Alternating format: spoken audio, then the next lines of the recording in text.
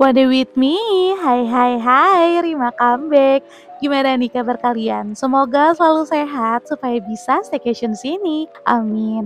Sebentar lagi kita nyambut long weekend nih. Udah ada rencana mau staycation di mana nih bareng keluarga? Kalau belum ada, aku ada rekomendasi villa estetik dan mewah yang punya kapasitas sampai 50 orang. Dan fasilitasnya juga lengkap loh. Ada aviary board, kolam berenang, view cakep, dan yang paling penting punya bangunan yang estetik banget. Dan satu lagi, villanya ada di puncak Bogor. Udah pasti udaranya sejuk banget ya. Villa ini juga cocok nih buat kumpul keluarga atau reunian sama teman-teman sekolah. Penasaran villa apa yang bakal aku review? Tontonin terus video aku sampai selesai. Seperti biasa, sebelum lanjut review, pastikan kamu udah subscribe, like, komen, dan share video aku ke semua sosial media yang kamu punya. Untuk yang baru gabung, salam kenal. Aku Rina, channelku berisi tentang review cafe, penginapan, tempat wisata, dan apa aja suka-suka aku. Semoga kamu pun suka. Oke, let's go! Kali ini aku dan keluarga nginep di Tuan Baron Villa 789 yang beralamat di Jalan Pasir Panjang, Megamendung, Puncak Bogor. Rute perjalanan menuju Tuan Baron Villa ini kebetulan sama banget dengan rute ke Villa Lingga yang beberapa waktu lalu aku review juga. Buat yang belum nonton, nanti linknya aku taruh di deskripsi box aku ya. Atau kamu bisa menggunakan Google Maps juga. Ketik aja Tuan Baron Villa 789, titiknya udah akurat kok. By the way, aku lewat jalan Hankam, patokannya itu di depan ada pelang bertuliskan Aries biru di sisi kiri jalan. Nah, dari situ kita belok kiri. Jalanan di sini udah bagus ya karena sudah beraspal dan cukup lebar untuk dilalui dua mobil secara berlawanan. Anyway, udah ada beberapa penginapan juga loh yang aku review di daerah sini, yaitu Hotel Lurus dan Aries Biru. Nanti linknya aku taruh juga di deskripsi box. Patokan selanjutnya, kalau udah lewat Aries Biru di sisi kiri jalan, kita akan bertemu dengan dua cabang jalan. Atau bisa dilihat aja patokannya, ada pelang besar bertuliskan Habitat Hills. Dari situ belok kiri dan pelan-pelan aja. Karena di depan kita akan nyebrang ke jalanan yang menurun. Patokannya itu ada pelang bertuliskan Villa Robinson dan pesantren Raudah Al-Awazi. Jalanan di sini menurun tapi nggak yang terlalu ekstrim gitu ya. Insya Allah aman ya. Patokan jalan berikutnya kita akan ketemu dengan SDN Jogjogan 2 yang berada di sisi kanan jalan. Dari situ nggak begitu jauh ke villanya kok. Kurang lebih 300 meter lagi kita akan sampai ke Tuan Baron Villa. So ikutin jalan aja ya. Nah, kalau di sini kayaknya cuma cukup satu kendaraan aja deh.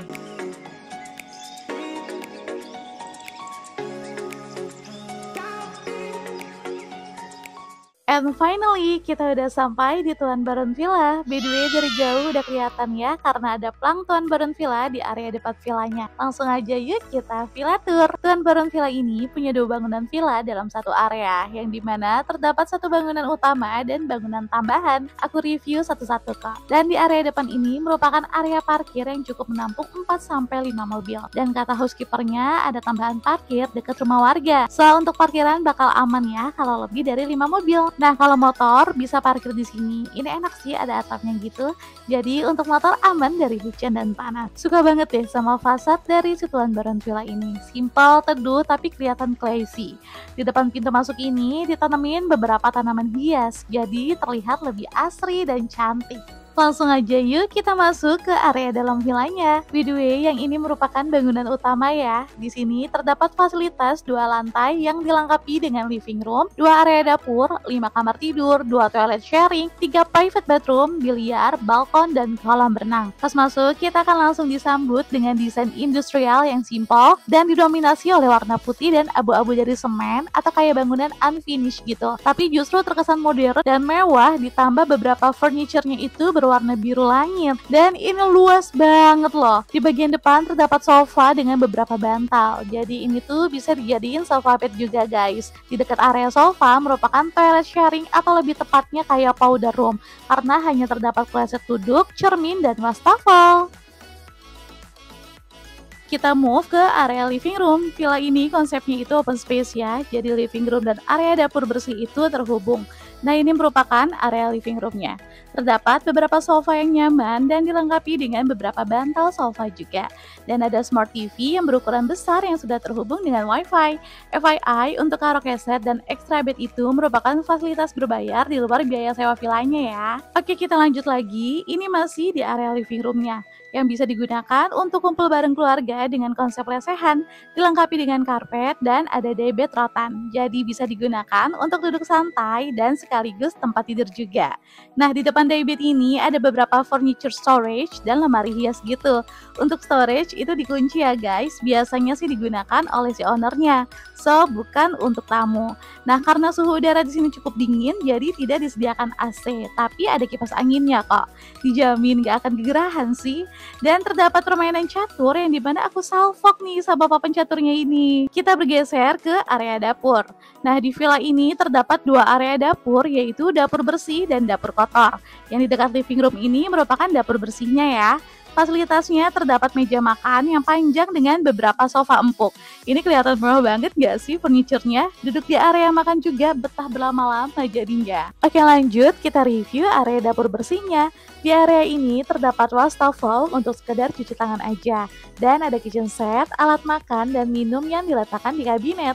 Serta di sini juga tersedia microwave, dispenser, dan kulkas 2 pintu. So, aman ya untuk naruh bahan-bahan masakan dan makanan. Jujur Li, aku suka deh sama konsep dapur bersih kayak gini. Jadi di tengah-tengahnya itu dibuat jendela. Selain estetik, jendela itu tuh punya fungsi untuk meminimalisir asap dari masakan kalau lagi masak. Next, kita lanjut ke area dapur kotornya yang terletak dekat dapur bersih. Jadi untuk masak tuh di area ini ya, area dapurnya nggak begitu luas, tapi bisa kok untuk masak rame-rame di sini. Di sini terdapat alat masak yang komplit, kompor gas, dan kompor panggang.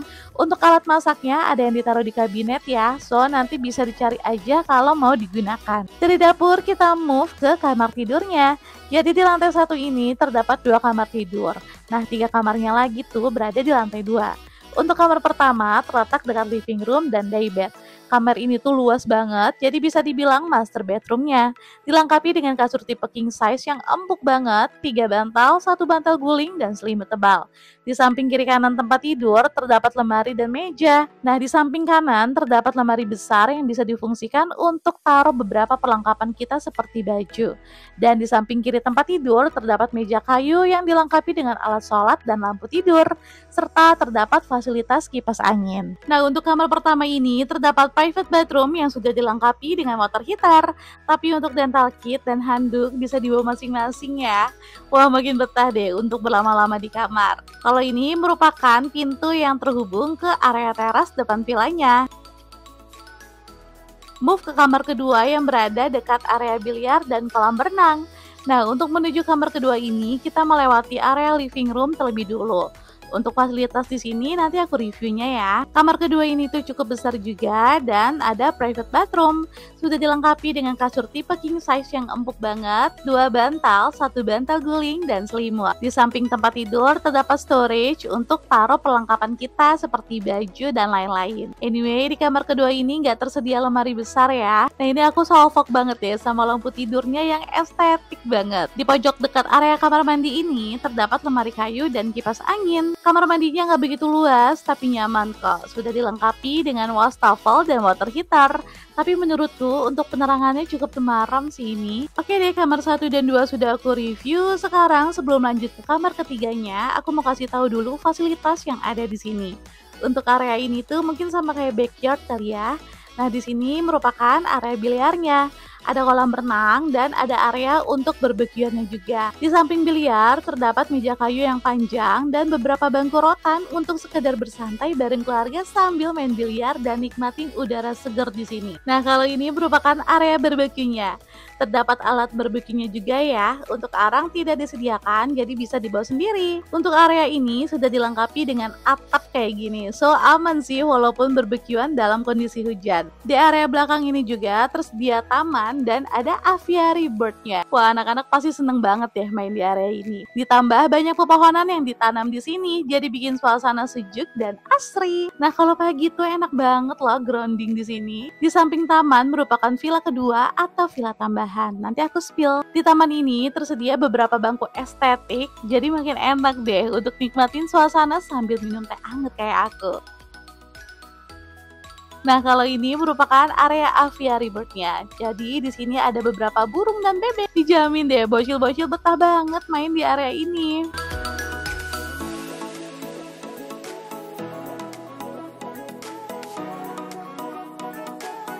Next ke fasilitas kolam berenangnya. Untuk kolam renang memiliki dua kedalaman, yaitu untuk dewasa 150 cm dan untuk anak-anak 50 cm. Kolam berenang ini juga punya deck yang dilengkapi dengan dua buah bangku santai. Jadi habis berenang bisa berjemur di bangku ini ya.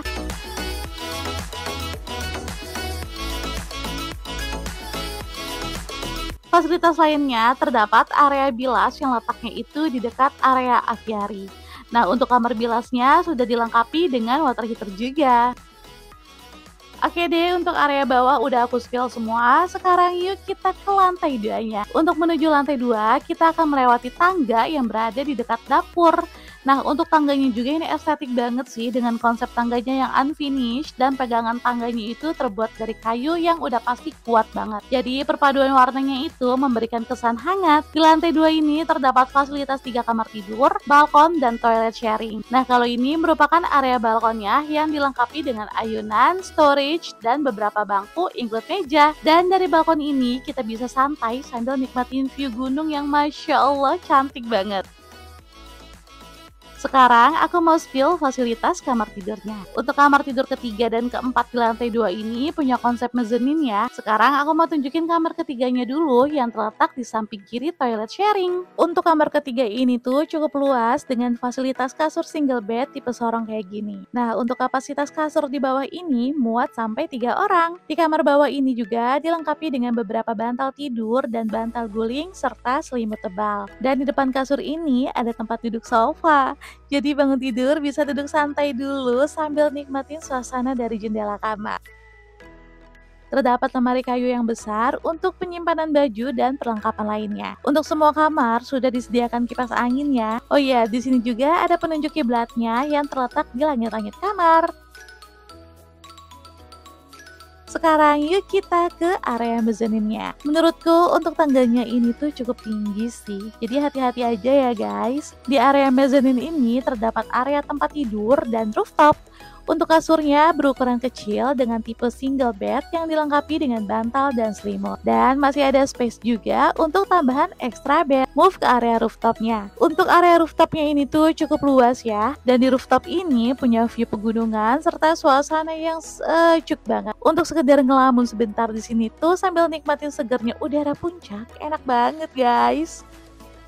Oke, next kita ke kamar keempat yang terletak di sebelah kanan toilet sharing. Untuk kamar keempat ini punya akses ke area balkon juga yang terdapat ayunan tadi yang udah aku spill ya. Dan kamar keempat ini juga sama punya konsep mezzanine kayak kamar ketiga. Bedanya di kamar keempat ini tidak ada rooftop. Di bawah terdapat kasur dengan tipe single bed yang dilengkapi dengan 2 buah bantal dan selimut. Tersedia lemari kayu berukuran besar dan meja kayu kecil. Di area mezzanine ini juga tersedia tempat tidur yang dilengkapi dengan kasur single bed, 2 buah bantal dan selimut, serta tersedia kipas angin juga. Nah, di sini nggak ada rooftop ya, tapi digantikan dengan jendela yang punya view pegunungan. So, kamu tetap bisa nih nikmatin udara seger puncak. Terakhir, kita ke kamar kelima yang berada di area balkon. Jadi, kamar ini tuh terletak di luar ya. Dan untuk kamar terakhir atau kamar kelima ini ukurannya nggak begitu luas, tapi nyaman dan ada kamar mandi dalamnya. Serta dilengkapi dengan kasur tipe queen bed, 4 buah bantal, dan selimut. Di area pojok dekat kamar mandi tersedia lemari untuk penyimpanan barang-barang. Nah, ini private bathroomnya tuh minimalis tapi sudah water heater.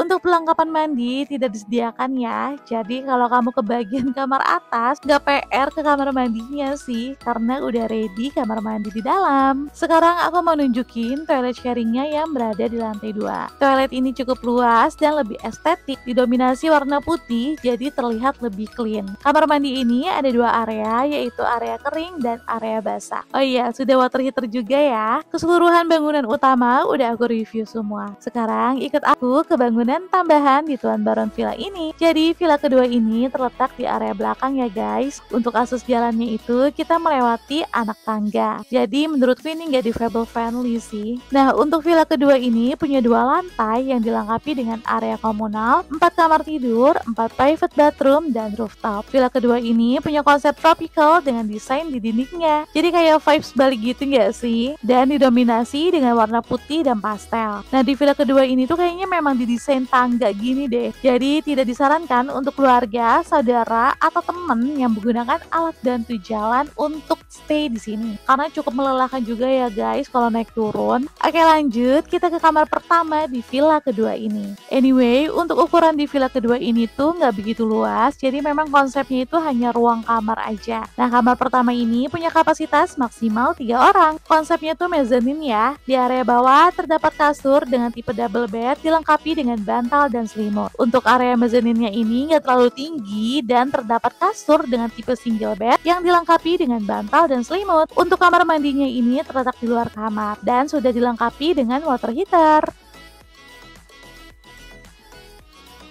Next ke kamar kedua. Jadi posisinya itu kita naik lagi satu tingkat untuk ke kamar kedua, tapi nggak terlalu tinggi ya. Nah, kamar kedua ini tuh cukup luas, ada fasilitas private bathroomnya juga. Kamar kedua ini terdapat kasur dengan ukuran king size yang dilengkapi dengan bantal dan selimut, serta ada lemari open space kayak gini. Untuk kamar mandinya nggak begitu luas, tapi sudah water heater. Namun untuk klosetnya ini menggunakan kloset jongkok. Nah, di dekat kamar kedua ini ada sedikit space kayak balkon gitu yang dilengkapi dengan 2 buah bangku dan view dari sini tuh dominan ke bangunan pertama.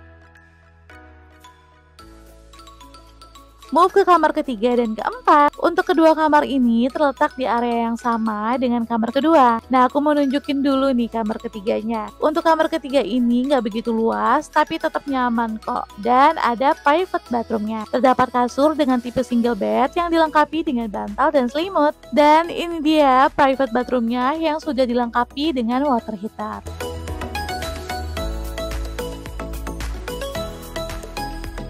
Next ke kamar keempat yang posisinya itu berada di samping kamar ketiga. Overall untuk fasilitas dan ukuran sama kayak kamar ketiga tadi ya. Terdapat private bathroom juga. Dan di kamar ini tersedia kasur dengan tipe single bed yang dilengkapi dengan bantal dan selimut. Untuk private bathroomnya sudah menggunakan water heater, namun untuk klosetnya menggunakan kloset jongkok. Sekarang yuk kita ke area rooftop di villa kedua ini yang punya view pegunungan dan Masya Allah cakep banget. Nah, ini dia rooftopnya. Pas nyampe sini kerasa banget sih udara segar dan sejuknya puncak. Dari atas sini tuh kelihatan landscape jalanan area Tuan Baron Villa ini. Jadi Tuan Baron Villa ini tuh dikelilingi dengan bukit dan pegunungan yang kalau cerah itu kelihatan jelas Gunung Gede Pangrango dan Gunung Salak. Secara ketinggian, rooftop di villa kedua ini lebih tinggi dibanding dengan villa utama. So kalau mau dapat view yang cakep, spotnya sih cocok ya di rooftop ini. Menjelang sore hari bener aja cuaca mendung dan mulai turun kabut, tapi bikin suasana makin syahdu aja deh. Duh, enak banget cuaca kayak gini tuh di bawah tidur. Dan ini dia suasana malam harinya. Karena dari sore juga udah mendung dan berkabut, udah pasti malam harinya tuh hujan deras ya. Nah, ini aku ambilnya pas udah agak redaan hujannya. Sekarang aku mau kasih lihat suasana dan penerangan dari keseluruhan area villa di malam hari. Untuk penerangan di area pintu masuk cukup temaram ya, tapi di area dalam villanya tuh cukup terang loh pencahayaannya. Mulai dari area living room, dapur, dan area backyardnya memiliki cukup penerangan. Nah, ini keluarga aku ada yang lagi asik nonton sambil ngobrol di living room, ada juga yang tidur-tiduran di daybed, dan ada juga yang main biliar.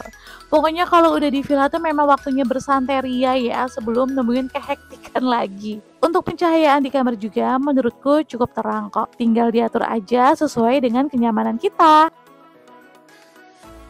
Sekarang yuk kita ke area kolam renangnya. Aku suka deh dengan lighting warna-warni yang berada di kolam renang ini. Jadi kelihatan cheerful gitu deh. Nah ini keluarga aku berenang di malam hari pas hujan udah mulai reda. Dan tenang aja guys, untuk air kolam renangnya itu nggak begitu dingin loh. Walaupun suhu udara di malam harinya mencapai 20 derajat. Aktivitas malam masih berlanjut. Sekarang keluarga aku lagi bakar-bakaran ikan.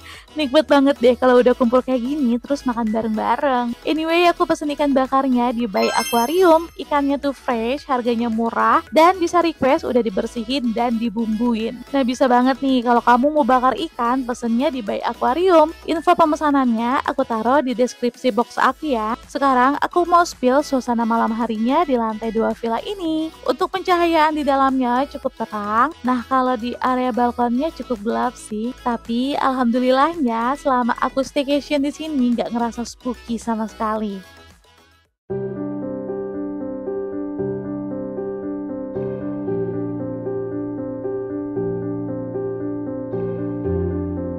Good morning dari Tuan Barun Villa. Masya Allah, paginya disambut dengan wangi tanah setelah hujan semalaman. Sejuknya udara puncak ditemenin sama suara burung yang bikin adem pikiran. Cuaca paginya itu cerah, jadi terlihat jelas view Gunung Gede Pangrango dan salaknya yang cantik banget. Seperti biasa, kegiatan paginya tuh udah disibukkan dengan para bocil yang semangat buat berenang. Anak-anak tuh luar biasa ya energinya, kalau holiday nggak ada bosennya buat berenang. Setelah lihat review keseluruhan dari Tuan Baron Villa, sekarang aku mau kasih tahu dulu informasi harganya ke kalian supaya ada gambaran ya kalau mau staycation di sini. Disclaimer, untuk harga bisa berubah sewaktu-waktu. Untuk kontak dan reservasi bisa hubungi yang tertera ya. Dan jangan lupa follow sosial medianya Tuan Baron Villa. Oke deh, keseluruhan area villa mulai dari perjalanan, fasilitas, suasana, dan informasi harga udah aku review semua. Sekarang giliran kamu tentuin tanggal staycationnya. Share dulu aja yuk video aku ini ke seluruh kerabat kamu. Staycation kemudian. Thank you and see you on the next my video. Bye-bye.